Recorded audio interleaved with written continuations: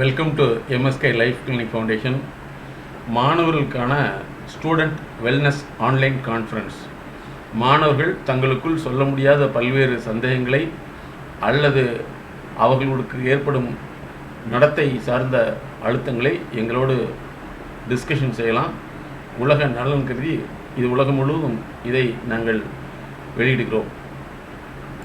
Sir students teach பண்ணுறாங்க sir, அது வந்து கான்செப்ட் எப்போவுமே வந்து 2 பேர் 3 பேர்த்துக்கு மேலே இருந்தால் அவங்க எப்போவுமே வந்து நம்மளை யாரோ ஒருத்தர் டீச் பண்ணுவாங்க. இது வந்து யூனிவர்சல் ட்ரூத். இந்த டீச் பண்ணுறவங்கள நம்ம ரெஸ்பெக்ட் கொடுத்தோம்னா எக்ஸ்ட்ரா டீச் பண்ணுவாங்க. சரியா? அவன் அப்படி தான் பேசுவாங்க சொல்லிட்டு போயிட்டான், நம்ம கண்டுக்காம போயிட்டு அவ்வளோதான். அவன் கண்டுக்காமல் போனாலும் மறுபடியும் விடலைன்னு வச்சுக்கோ, அதை நம்ம எடுத்துக்கவே கூடாது. Okay, do it. சார் அதை வச்சுட்டு கிளாஸில் போனால் கேர்ள்ஸ் தான் தெரியும். யாருக்கு தெரிஞ்சாலும் சரி, ஹீரோக்கள் உருவாகிறது அப்படி தான். ஹீரோக்கள் வந்து அவமானப்படுறது தான் வெளியில் வர்றான் இல்லையா? ஒவ்வொரு காமெடின்னா அவமானப்படுறதுனால தானே படத்தில் அவமானப்படமாக நடிக்கிறான், மக்கள் கிட்டாகுது இல்லை? அது மாதிரி நீ அவமானப்பட்டீங்கன்னா மக்கள் மத்தியில் ஃபேமஸ் ஆகிறேன்னு ஒருத்தர், அதை பற்றி கவலைப்படாது. அவமானம் ஏன்னா அவனை பற்றி யோசிக்காம அவனை பற்றி யோசிக்கிறானு இல்லை, அப்போ நீ தானே ஹீரோ. கிளியரா? ஓகே, அடுத்தது. டைம் எப்படி சார் சேவ் பண்ணுறது எக்ஸாம் வந்து? டயத்தை சேவ் பண்ணவே வேண்டாம், டயத்தை வந்து பயன்படுத்தணும். இப்போது எக்ஸாம் டயத்தில் வந்து உனக்கு எழுதுறது ஸ்பீடாக கம்மியாக இருக்குது, அப்படித்தானே? சரி, நடுவில் மிஸ்டேக் வருதுங்க சார். சரி, ஃபஸ்ட்டு வந்து ஸ்பீடை எப்படி அதிகப்படுத்தணும்னா டெய்லி அரை மணி நேரம் ரைட்டிங்க்கு பண்ணிடணும். என்ன செய்யணும்? ஒரு 2 எதை படிக்கிறியோ அதை பார்க்காம 10 நிமிஷம் எழுதிப்பாரு. அதில் 20 லைன் வருதுன்னு வச்சுக்கோ. அடுத்த ஒரு 10 நிமிஷம் எழுதுனீங்கன்னா அது 25 லைன் வந்தால் தான் ஸ்பீட் ஆகுது. அப்போ அதுக்கடுத்து ஒரு 10 நிமிஷம் 30 லைன் வரும். அப்போ ஒரு நாளைக்கு வந்து அரை மணி நேரம் ஒர்க் பண்ணிங்கன்னா 20லேருந்து 30க்கு வந்துடும். டெய்லி ஒர்க் பண்ண 20லேருந்து 100 லைன் வந்துடும். ட்ரை பண்ணுவியா? ஓகே, அடுத்தது. மேக்ஸ் சப்ஜெக்டே வர மாட்டேங்குது. மேக்ஸ் சப்ஜெக்ட் வராது, அது நம்ம தான் போய் அட்டாக் பண்ணணும். எப்படின்னா மேக்ஸ் வந்து எந்த சப்ஜெக்ட், எந்த சிலபஸ், எந்த சாப்டர் புரியலையோ அந்த சாப்டர் வந்து டெப்த்தாக பார்க்கணும். சரியா? மேக்ஸ் வந்து ரொம்ப ஈஸியானது. அதில் என்னென்னா மனசுக்கு வேலை கொடுக்கணும். மனசுக்கு வேலை கொடுத்தீங்கன்னா கரெக்ட். இந்த சம்முடைய எந்த மாடல், இந்த சம்முடைய ஃபார்முலா என்ன, இந்த சம்மில் என்னென்ன ப்ராசஸ் மாறுது அப்படின்னு 1 by 1 கேள்வி கேட்டு படிச்சுட்டு வந்தீங்கன்னா உனக்கு மனசு வரும். அதை வந்து என்ன செய்யணும்னா, இன்றைக்கி நீ படிச்சுட்ட மேக்ஸ் ஒரு தடவை பார்த்துட்டீங்கன்னா ஒரு நாள் விட்டு அதை போட்டு பார்க்கணும். ஒரு நாள் விட்டு பார்க்கலாம், போட்டு பார்க்கணும், வருதான்னு பார்க்கணும். வரலைன்னா எங்கே டவுட்டோ மறுபடியும் அங்கே போய் கரெக்ட் பண்ணணும். சரியா? பண்ணுவியா? ஓகே, அடுத்தது. இப்போ இந்த டிஸ்கஸ் பண்ண என்ன விஷயத்தை புரிஞ்சுக்கிட்டா? சார் அதோட இன்னும் லேப்டாப் தான் அது கரெக்டாக சொன்னீங்க. என்னது? இப்போ மேக்ஸ் சப்ஜெக்ட் வரலைன்னா அதோட மெத்தட் தெரிஞ்சுட்டு அதை அடுத்த நாள் ஒர்க் பண்ணணும். ஓகே, அந்த மாதிரி தான் சொல்லுங்கள் சார். ஓகே. ஸ்டூடெண்ட் டீச் பண்ணால் அது வந்து கண்டுக்காமல் அவங்க வந்து நம்மளை வந்து யூஸ் பண்ணுறாங்க. நம்ம வந்து கரெக்டாக இருக்கணும்னா அவங்க கண்டுக்காம தான் நம்ம வாழ்க்கையில் செய்யணும் சார். டைம் எப்படி மிச்சம் பண்ணணும்னா எழுத பார்க்க சார். டெய்லி 30 minutes ஒர்க் பண்ணுங்க. அவ்வளோதான் சார். சரி, இதை செஞ்சு பார்த்து எனக்கு அடுத்த விஷயத்தில் வந்து என்ன சேஞ்சஸ் சொல்லணும். ஓகேவா? மேக்ஸில் நான் சார் மார்க் எடுக்க முடியலைங்க சார். மேக்ஸு சார் மேக்ஸ் இல்லைங்க சார், நல்ல மார்க் எடுக்க முடியலைங்க சார். எந்த சப்ஜெக்ட்லையும் சார் 60க்கு மேலே தமிழ் பண்ணிட்டேன். ஆனால் அப்பா அம்மா எதிர்பார்க்குற மார்க் வந்து 80, 85. அப்புறம் கோவத்தை கட்டுப்படுத்தணும். அப்புறம் சார் அப்புறம் டிவி மொபைல் பார்க்குறது நிறுத்த முடியும். ஓகே, அப்புறம் அடுத்தது. சார் அப்புறம் சோசியல் மீடியா விட்டு வெளியே வர முடியும். அப்புறம் என்ன? சார் அப்புறம் பாஸ்ட் எக்ஸ்பீரியன்ஸை மறக்க முடியும். பாஸ்ட்டு சார் ஒரு நாளில் 1 மணி நேரத்துக்கு மேலே படிக்க முடியல சார். காலையில் நேரம். சரி, காலையில் நேரமாக எந்திரிக்க முடியலைங்கிற பழக்கம் வந்து 5 வருஷமாக இருக்குது இல்லையா? இப்போ ஏன் எந்திரிக்கணும்னு தோணுது? 10th படிக்கணும். அதுக்கடுத்து அப்பா அம்மா அப்பா அம்மா என்ன கஷ்டப்படுறாங்களா? அதாவது வந்து ஒரு டிரைவர் வந்து ஸ்கூல் டிரைவர் ஹார்ட் அட்டாக்ல பாதிச்சு வண்டி ஓரமாக நிறுத்தி இறந்துட்டார். தெரியுமா? சரியா?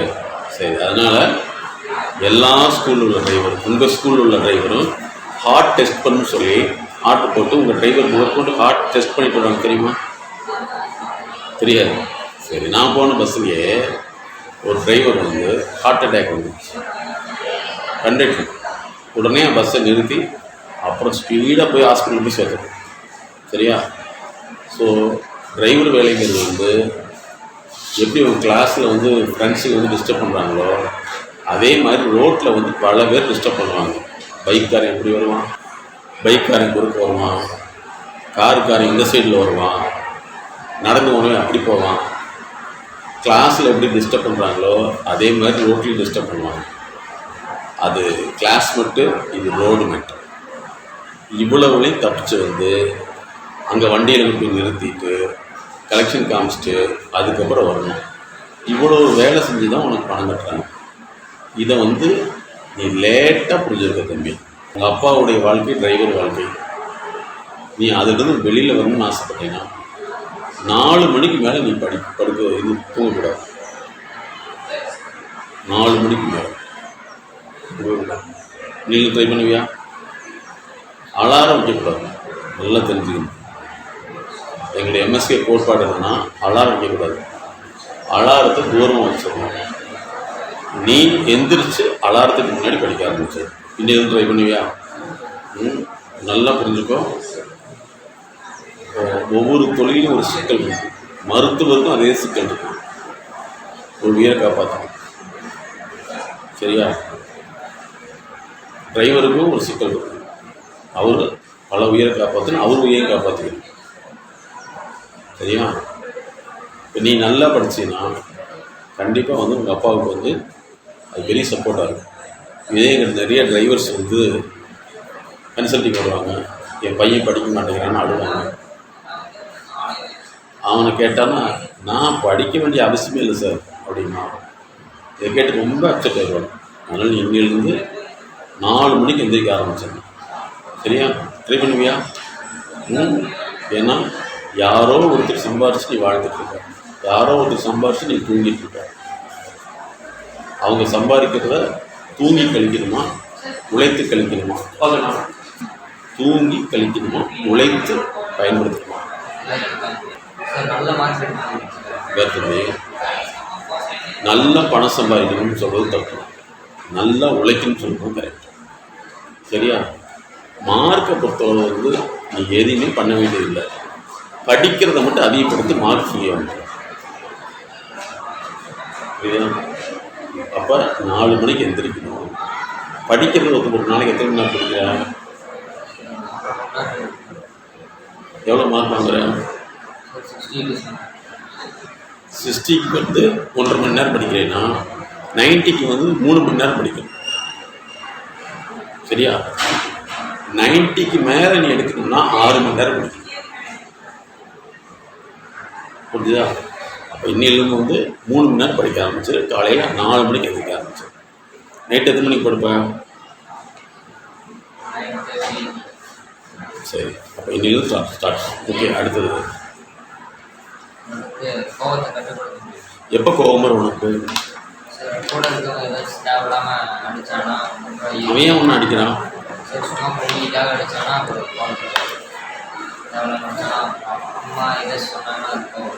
சரி. ஃபஸ்ட்டு வந்து ஃப்ரெண்டுக்கிட்ட சொல்லியிருக்கோம், என்னை வந்து இனிமேல் அடிக்கிற வேலை வச்சுக்காது அப்படின்னு சொல்லியிருக்கோம்.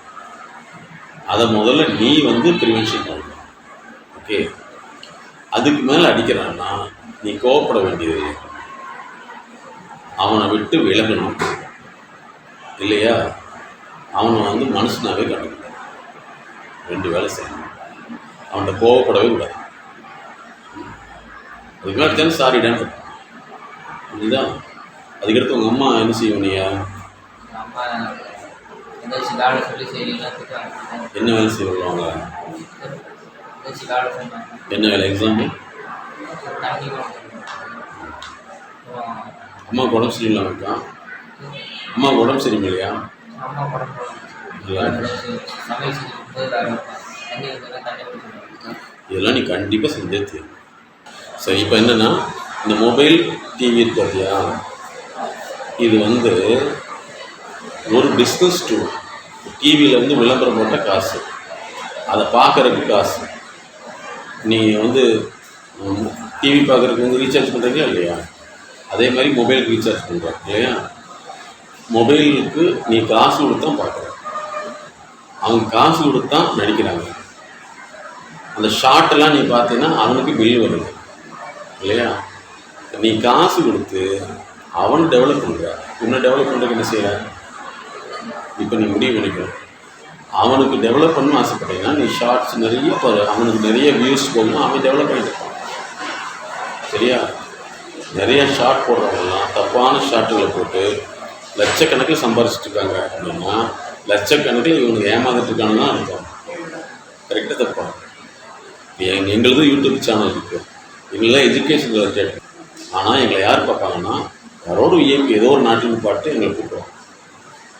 ஆனால் லோக்கலாக இருக்கிறவங்க உண்மையிலே பார்க்க மாட்டாங்க. ஏன்னா அவங்களுக்கு படிக்கணும்னு அவசியம் இல்லை, டெவலப் ஆகணும்னு அவசியமே இல்லை. ஏன்னா ஏழைகள் எப்பவுமே வந்து என்டர்டெயின்மெண்ட் தான் விரும்புவாங்க. ஏழை முன்னேறுவானா, சோத்துக்கே வழி இல்லைனாலும் டிவி வாங்கிக்குவான், சோத்துக்கே வழி இல்லைனாலும் 40,000 மொபைல் வாங்கிக்குவான். இதுதான் ஏழை. பணக்காரன் எல்லாமே இருக்கும், எதுவும் பண்ண மாட்டான், வளர்ச்சிக்கு தான் பார்ப்பான். சரியா? அப்போ நீ முடிவு பண்ணிக்கணும், மொபைலும் டிவியும் யாரை ஏமாற்றுவதற்கு, யாரை வளர்த்துவதற்கு பயன்படுது. சொல்லுங்க. நம்ம ஏமாற்று அதை அவங்க போடுறோன்னா பார்த்துக்கணும். ஒன்றும் இல்லை, 2 பேர் போகிறானுங்க, சுரேஷ் கோபிலாம் போடுறானுங்க. அவன் லேக்ஸ் கணக்கில் கோடிக்கணக்கில் சம்பாதிச்சுட்டு இருக்கான். அது 1000 பேர் லட்சக்கணக்கான பார்த்துட்டு இருக்கான். இப்போ பார்க்குற முட்டாள சம்பாதிக்க போயிட்டான். பார்க்குற முட்டாள்கள் அதிகமாக தான் இருப்பாங்க.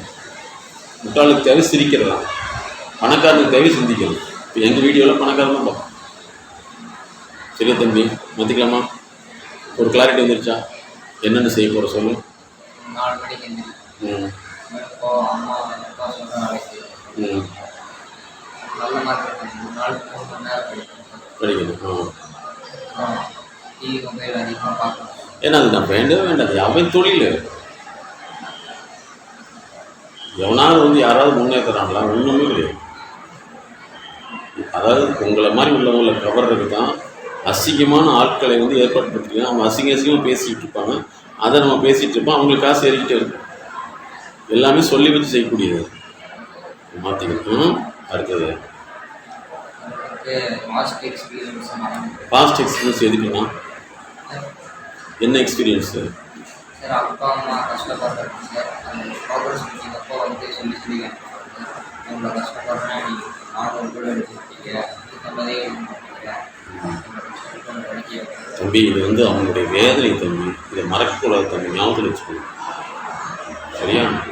எப்பவுமே நல்லா புரிஞ்சுக்கோ. இந்த வேதனையை உனக்கு எப்போ தெரியும்? நீ வந்து 40 வயசு ஆகியில் தான் நீ உன் குழந்தைகிட்ட சொல்கிறப்ப உன்ன மாதிரியே உன் குழந்தை கேட்டீங்கன்னா உனக்கு எப்படி இருக்கும்? என்ன மாதிரி ஏற்படும்? குற்ற உணர்வு வருமோ வராதா? நான் வந்து எங்கள் அப்பாவுடைய பேச்சு கேட்கல, அதனால தான் என் பையன் எனக்கு கேட்க மாட்டேன்னு தோணுமில்ல. அதனால் நீ என்ன செய்யணும்? பேச்சு கேட்டு நீ முன்னாடி வருகிற. ஓகேவா? அது கிளியர்? இப்போ ஒரு ஐடியா வந்துருச்சா? இனிமேல் என்ன செய்யணும்? இனிமேல் ஃபாலோ பண்ணிக்கணும். ஓகே? வேறு என்னன்னா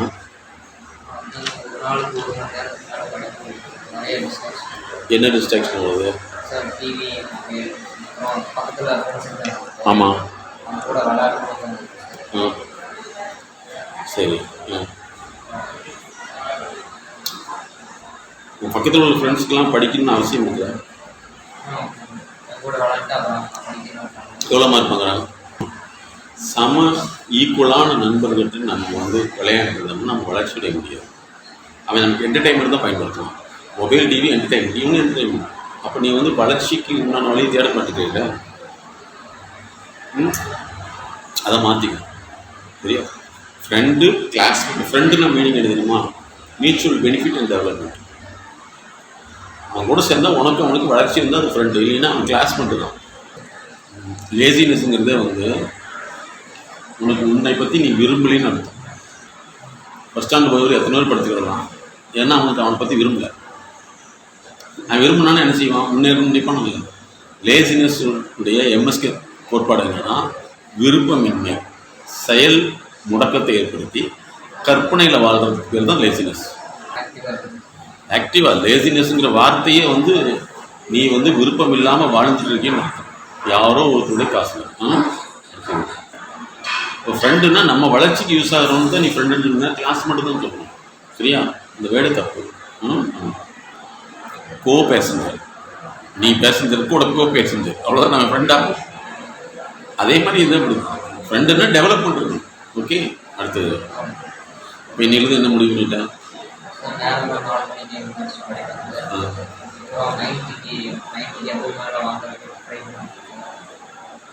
டாக்டர் வந்து இப்படி சொன்ன பரவாயில்லையா, உயிர் உடைக்கிறதுக்கு நான் ட்ரை பண்ணணும்னு வச்சுக்கோயா, என்ன சொல்லுவேன்?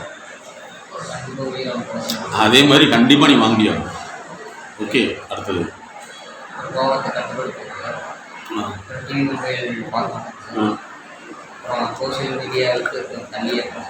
சோஷியல் மீடியாங்கிறது ஒரு பிஸ்னஸ், அது வேண்டியதுங்க.